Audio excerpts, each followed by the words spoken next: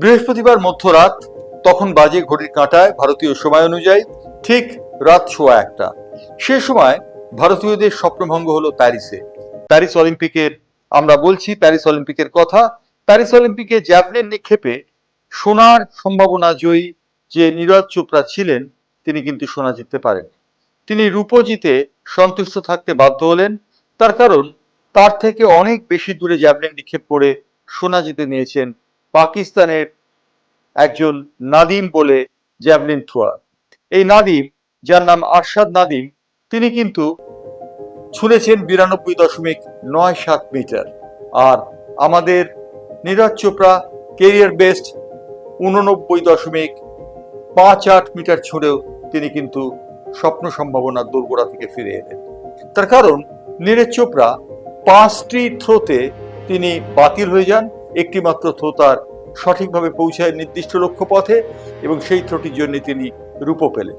কিন্তু পাকিস্তানের নাদিম, তিনি কিন্তু রেকর্ড সৃষ্টি করেছেন, অলিম্পিক রেকর্ড, এবং অলিম্পিক রেকর্ড করে 92.97 মিটার ছুঁড়ে জ্যাভলিন তিনি কিন্তু রেকর্ড করেছেন। নীরজ চোপড়ার জন্য ভারত সরকার 6 কোটি টাকা ব্যয় করেছেন। হ্যাঁ, ঠিকই শুনছেন, 6টি দেশে পরিভ্রমণ করেছেন নীরজ চোপড়া। আর পাকিস্তানের নাদিম, তার একটা জ্যাভলিনও ছিল না, তার নিক্ষেপ করার মতো জ্যাভলিন একটিও ছিল না। তিনি গ্রামে বড় হয়েছেন, গ্রামে বড় হয়ে তিনি বিদেশে কোনো জায়গায় এক্সপোজার পাননি, কিন্তু গ্রামে বড় হওয়া নাদিম হারিয়ে দিলেন 6 কোটির ব্যয়ের এই খেলোয়াড় নীরজ চোপড়াকে। নীরজ চোপড়া অসুস্থ ছিলেন, তার বাবা সতীশ চোপড়া এই কথা জানিয়েছেন। কিন্তু তা সত্ত্বেও নীরজ চোপড়া খানিকটা নার্ভাস যে হয়ে গেছিলেন, তার প্রমাণ রয়েছে জ্যাভলিনের রিংয়ে। জ্যাভলিন ছুটতে গিয়ে 6টি থ্রোয়ের মধ্যে 5টি থ্রোতে তিনি বাতিল হয়ে যান, একটি মাত্র থ্রো সঠিক হয়। নাদিম, যিনি দীর্ঘদিন ধরে পরিশ্রম করছেন, মাঠে ফসল ফলিয়েছেন এবং একটি জ্যাভলিনের জন্য দূরে দূরে ঘুরেছেন, কারণ বিভিন্ন প্রতিযোগিতায় তিনি যখন যোগ দিতেন তখন তার একটি জ্যাভলিন ছাড়া আর কোনো জ্যাভলিন ছিল না। সেই জ্যাভলিনটা নিয়ে তিনি প্রতিযোগিতায় যোগ দিয়েছেন, এবং তার জন্য সরকার 6 কোটি টাকা ব্যয় করেনি, এমনকি 6 পয়সাও ব্যয় করেনি। সেই নাদিম হারিয়ে দিলেন নীরজ চোপড়াকে। আজ পুরুষদের 4x400 মিটার দৌড়ে কিন্তু ভারতীয় দল হিট থেকেই ছিটকে গিয়েছে। ছিটকে গিয়েছে এই কারণে, কারণ তারা 16 স্থানটি অর্জন করেছে, যে স্থানের মধ্য দিয়ে তারা ফাইনাল রাউন্ডে প্রতিদ্বন্দ্বিতা করার অধিকার হারিয়েছে। অন্যদিকে ভারতের একজন মল্লবিদ, তার নাম আমন সেরওয়াত, তিনি কিন্তু একটা ব্রোঞ্জ পদক জয়ের সম্ভাবনা জাগিয়েছেন। অলিম্পিকের শেষ পর্বে তিনি যদি ব্রোঞ্জ জিততে পারেন, তাহলে তা হবে ভারতীয়দের জন্য একটি বড় সান্ত্বনা।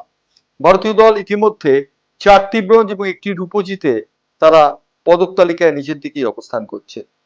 ভারতের পদক তালিকার সংখ্যা কিন্তু খুব কম, তার কারণ মাত্র 4টি ব্রোঞ্জ, তার মধ্যে রয়েছে হকির দলগত খেলায় একটি ব্রোঞ্জ, এবং 3টি ব্রোঞ্জ এসছে রাইফেল শুটিং থেকে, এবং একটি রূপো এসছে যা অর্জন করেছেন নীরজ চোপড়া।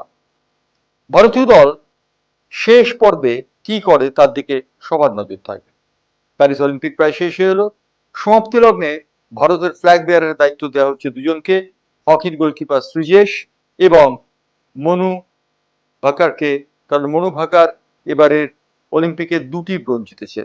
মনু ভাকার এবং সৃজেশ, যে সৃজেশ 15 বছরের হকি গোলকিপারের জীবন শেষ করলেন এই প্যারিস অলিম্পিকে, তার খেলতে দেখা যাবে না, সেই কারণে সতীর্থরা তাকে কাঁধে নিয়ে মাঠ ছেড়েছেন স্পেনের বিরুদ্ধে ম্যাচে, যে ম্যাচে তারা ব্রোঞ্জ জয়ের জন্য অধিকারী হয়েছে।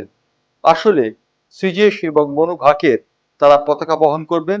উল্লেখযোগ্য যে উদ্বোধন অনুষ্ঠানে পতাকা বহন করেছিলেন ভারতের পিভি সিন্ধু, সিন্ধু কিন্তু ভালো ফল করতে না পারায় দেশে ফিরে গেছেন। সুতরাং মনু ভাকের এবং সৃজেশের উপর দায়িত্ব এসে পড়েছে পতাকা বহন করার। ভারতের অন্যতম সম্ভাবনা যিনি ছিলেন সোনার ছেলে, সেই নীরজ চোপড়া হতাশ করেছেন সমস্ত ভারতবাসীকে। বৃহস্পতিবার মধ্যরাতের পর রাত 1:15 নীরজ চোপড়ার এই হতাশাজনক পারফরমেন্স মানুষের চোখে জল এনে দিয়েছে। নীরজ চোপড়া সোনা জিতবেন এমনটাই অনেকে আশা করেছিলেন, কারণ নীরজ চোপড়া টোকিও অলিম্পিকে সোনা জিতেছিলেন। কেরিয়ার বেস ছুড়েও নীরজ চোপড়া কিন্তু রূপো নিয়ে সন্তুষ্ট থাকতে হলো, কারণ পাকিস্তানের ওই যুবক নাদিম, বলিষ্ঠ আকৃতির নাদিম, তিনি 92.97 মিটার ছুঁড়ে সবাইকে তাক লাগিয়ে দিয়েছেন, এবং তাক লাগিয়ে তিনি জিতে নিয়েছেন সোনা। করেছেন অলিম্পিক রেকর্ড। এই ছিল প্যারিস অলিম্পিকের সাম্প্রতিক খবর। আমরা প্যারিস অলিম্পিকের শেষ দিনের খবর নিয়ে আবার আসবো।